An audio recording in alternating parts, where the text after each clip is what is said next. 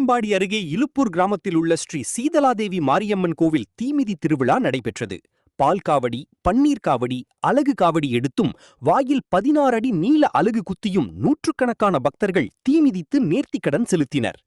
மயிலாடுதுறை மாவட்டம் தரங்கம்பாடி தாலுகா இலுப்பூர் கிராமத்தில் உள்ள அருள்மிகு ஸ்ரீ சீதலாதேவி மாரியம்மன் கோவில் வைகாசி பெருவிழாவை முன்னிட்டு தீமிதி திருவிழா கடந்த 18ஆம் தேதி பூச்சொரிதலுடன் தொடங்கிய விழாவில் தினந்தோறும் அம்மனுக்கு சிறப்பு அபிஷேகம் செய்து வண்ண மலர்களால் அலங்காரம் செய்யப்பட்டு மேட்டுத்தெரு, மேலத்தெரு, வடக்குத்தெரு, கீழத்தெரு, தெற்குத்தெரு உள்ளிட்ட பகுதிகளுக்கு வீதியுலா காட்சி நடைபெற்றது.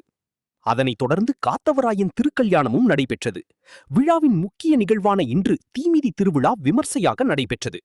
காலையில் பால்குடம் எடுத்தல், அதனைத் தொடர்ந்து மாலை வீரசோழன் ஆற்றங்கரையில் இருந்து பம்பை மேளம் முழங்க சக்தி கரகம் புறப்பாடு செய்யப்பட்டு மஞ்சள் உடை உடுத்தி காப்பு கட்டி விரதமிருந்த நூற்றுக்கணக்கான பக்தர்கள் பால் காவடி, பன்னீர் காவடி, அலகு காவடி எடுத்தும் வாயில் 16 அடி நீள அலகு குத்தியும் கோவிலை வந்தடைந்தனர். அங்கு கோவில் முன்பு அமைக்கப்பட்டிருந்த தீக்குழியில் சக்தி கரகம் இறங்கியதை அடுத்து விரதமிருந்த பக்தர்கள் தீமிதித்து தங்களது நேர்த்திக்கடனை செலுத்தினர். தொடர்ந்து அம்மனுக்கு சிறப்பு தீபாராதனை காட்டப்பட்டது. இதில் ஆயிரக்கணக்கான பக்தர்கள் கலந்து கொண்டு வழிபாடு செய்தனர். மேலும் விண்ணை முட்ட கண்கவரும் வானவேடிக்கை பொதுமக்களை உற்சாகப்படுத்தியது.